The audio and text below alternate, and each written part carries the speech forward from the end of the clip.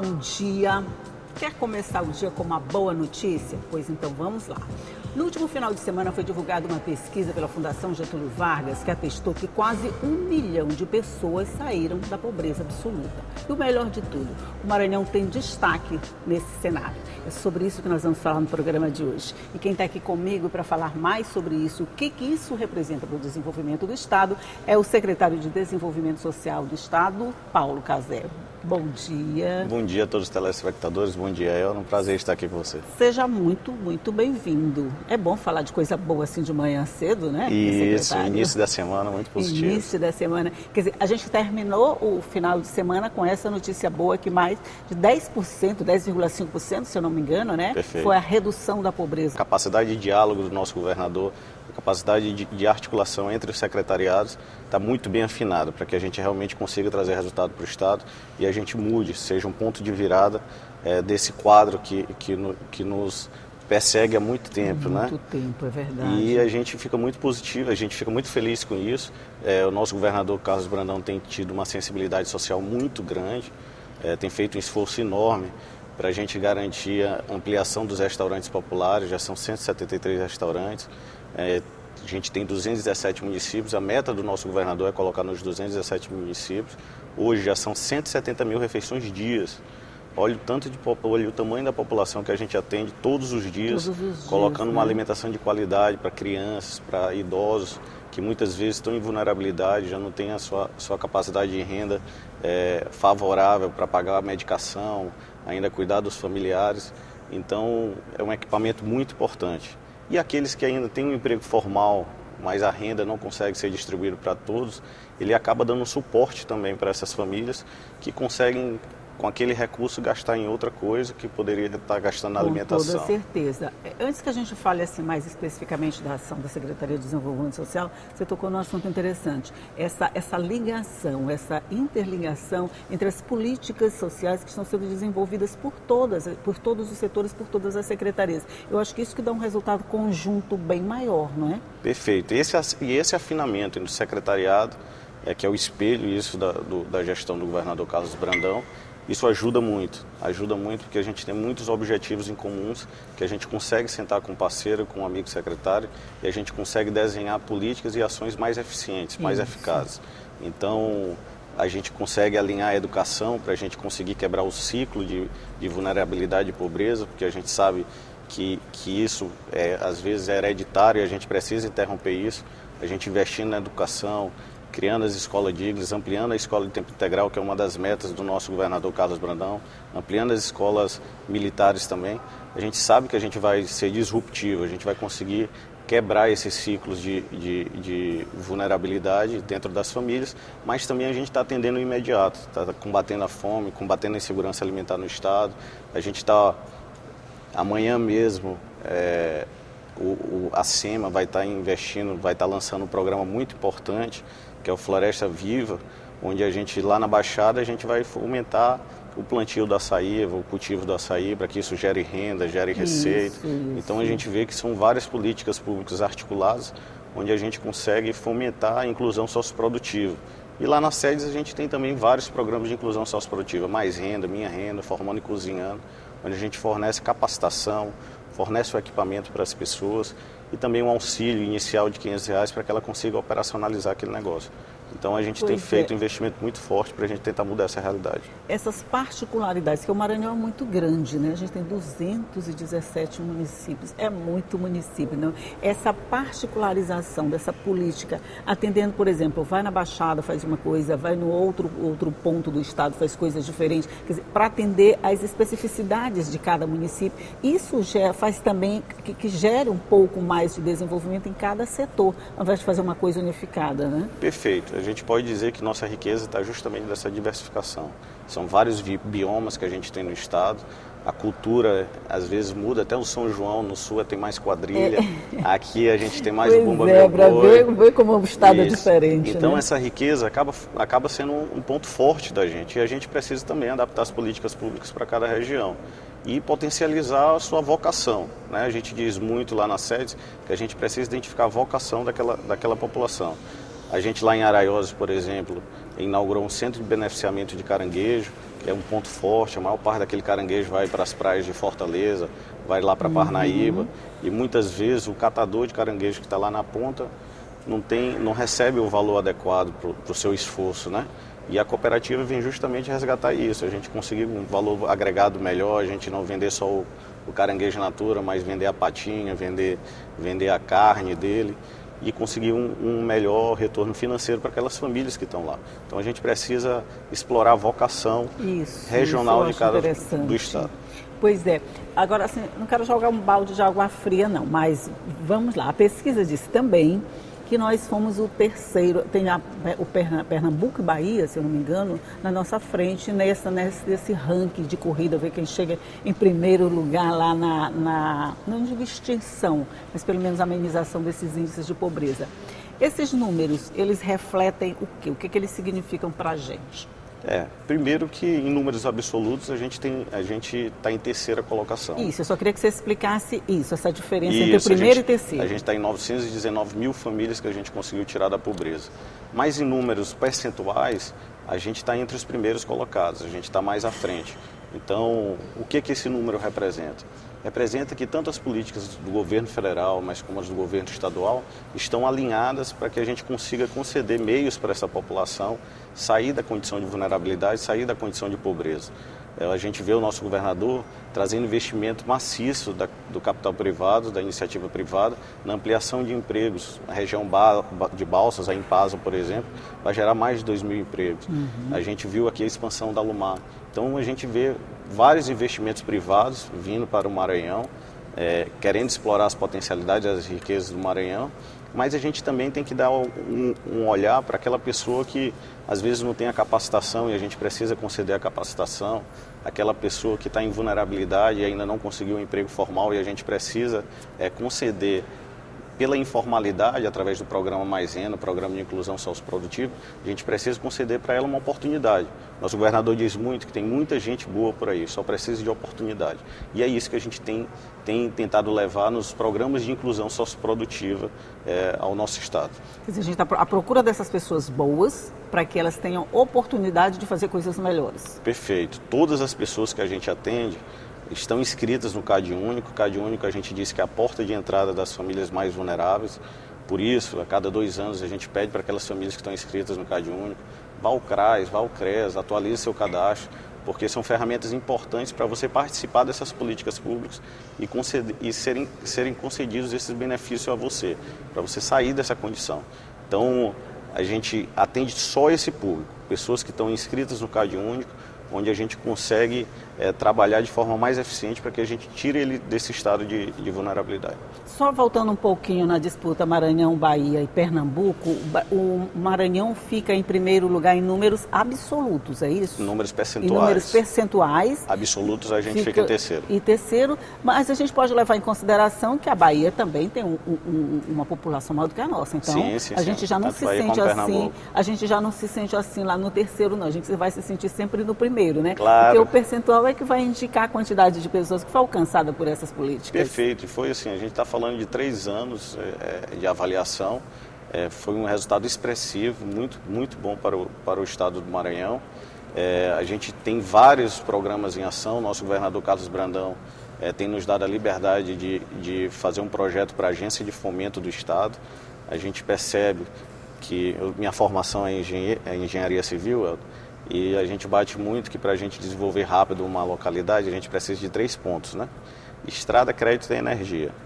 E essa parte do crédito foi uma coisa que sempre nos incomodou muito desde que a gente assumiu as sedes. Porque a gente vê muita gente com vontade de empreender, vontade de colocar a cara na rua, mas muitas vezes não tem nenhum bem para deixar e conseguir um aporte financeiro de um banco, não tem nem nada para dar em troca. E aí a gente tem discutido isso no âmbito do estado para a gente criar uma agência de fomento. Essa agência de fomento, ela vai ajudar a fornecer aquele capital, um crédito orientado para aquelas pessoas que estão inscritas no CAD Único, que precisam empreender, fazer uma avaliação econômica disso também e dar uma oportunidade para que ela consiga sair daquele grau de pobreza, de extrema pobreza. Fora isso, a agência de fomento é um ponto estratégico para o nosso governador Carlos Brandão também, para captar recursos de outras instituições financeiras, mas também aplicar em ações onde ele julgue estratégicas para o estado. Por exemplo, A pesca de Vamos deixar esses exemplos para o próximo bloco? Pode ser. Já nós voltamos a falar sobre essa agência de fomento que pode possibilitar mais desenvolvimento. É um minutinho só, a gente volta já. Só o tempo da gente tomar uma água, um café e a gente volta para conversar.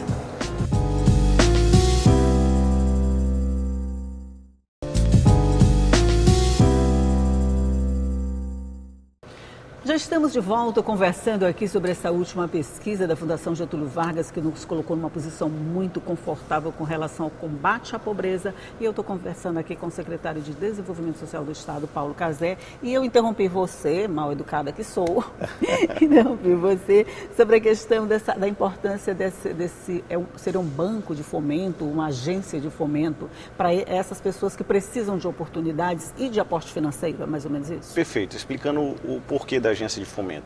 A agência de fomento não é algo novo. Todos os estados que privatizaram os seus bancos estatais criaram essa agência de fomento como uma mão estratégica do Estado a financiar políticas que fomentam o desenvolvimento do Estado. E o Maranhão ainda não criou essa agência de fomento e é isso que o nosso governador Carlos Brandão tem nos cobrado para a gente elaborar e poder colocar em frente essa agência de fomento. E a gente vê a agência de fomento em duas vertentes. Uma, para a gente conseguir focar para aquelas pessoas que estão inscritas no CAD único, para que a gente consiga dar um crédito orientado e uma oportunidade para que elas consigam empreender. E a outra também como um ponto estratégico para a gente captar recursos de bancos privados, às vezes bancos estatais também, e consiga, às vezes, com juros menores, a gente incentivar políticas públicas e setores no nosso estado que a gente julgue que vai fomentar a renda e a geração de emprego. Dá um exemplo aqui. A gente quer, por exemplo, poderia estar aplicando esse recurso para a gente incentivar a pesca marítima no nosso litoral, concedendo benefícios como embarcação, fábrica de gelo, equipamentos, sonares, por exemplo, para esses pescadores. Então a gente poderia estar aplicando nesse sentido. Ou mesmo eu estimular o plantio de açaí, ou então a agricultura familiar, poderia também ser outro nicho de crédito. Ou mesmo energia renovável, eu quero que aquele agricultor familiar ele consiga comprar sua placa solar, diminuir seu custo de produção, e aí a agência de fomento também poderia atuar. Então a agência de fomento tem um leque muito grande, estratégico, o nosso governador está ciente disso, tem nos cobrado para que a gente implemente, e vai ser o próximo desafio das sedes aqui nos próximos anos, para que a gente consiga operacionalizar essa grande política pública que eu tenho certeza que vai ser intersetorial. Todas as outras demais secretarias de Estado, todas as outras demais políticas públicas vão poder participar dentro desse grande agência. Seriam, vamos dizer, atividades pequenas, ações pequenas que somadas dariam esse resultado que a gente espera, é perfeito, isso, né? Perfeito. Seria um braço do Estado conseguindo apoiar várias ações. Deixar um pouquinho em cada várias ponto, ações, né? E explorar também a nossa vocação em cada região, como a gente tinha falado no início do programa. Eu vejo assim, alguns nichos que integrados eles podem gerar, por exemplo, agricultura familiar, educação, desenvolvimento social juntos, eles podem dar uma boa liga, né? Sem dúvida, sem dúvida. Você tocou num ponto importante. Se a gente não incentivar a agricultura familiar, apesar da gente querer que o Estado se industrialize, traga mais empregos, gere mais empregos e renda, a gente sabe que isso tem um prazo, tem um tempo para essa evolução.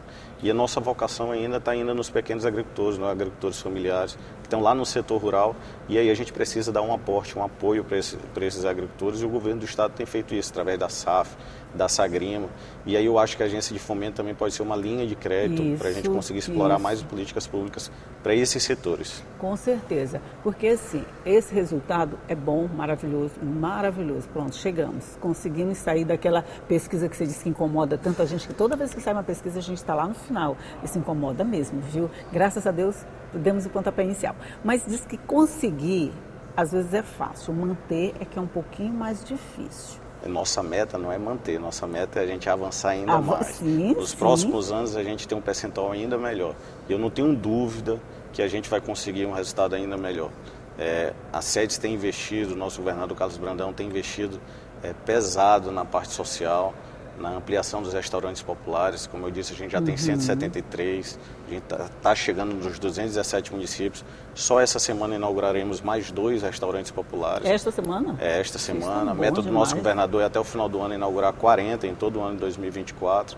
Então a gente vê um esforço do governo do estado em apoiar aquelas pessoas que estão passando fome, que estão tendo aquela necessidade imediata, mas a gente também vê um governo do estado onde está fomentando a inclusão socioprodutiva, nas mais diversas áreas. Mas no âmbito das sedes, a gente pode destacar o programa Mais Renda e Minha Renda. Só nessa gestão do nosso governador Carlos Brandão foi triplicado o número de famílias que foram beneficiadas por esse programa de inclusão socioprodutiva.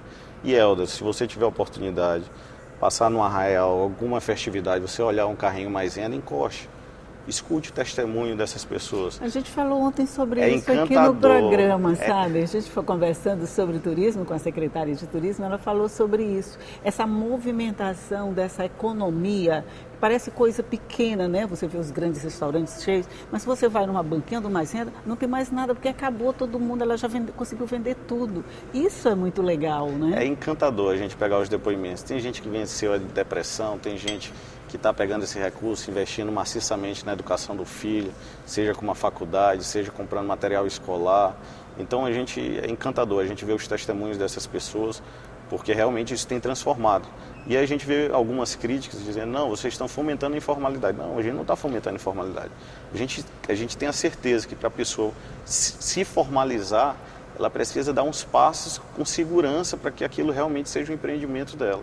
E aí a gente está concedendo uma oportunidade dela empreender, uma oportunidade dela evoluir. A gente não tem dúvida que na hora que ela começar a ficar insatisfeita com aquilo que ela está arrecadando, que a gente não tem dúvida que no momento que ela quiser dar um passo maior ainda na sua vida financeira, do seu negócio, ela vai atrás da formalização, vai atrás de crédito.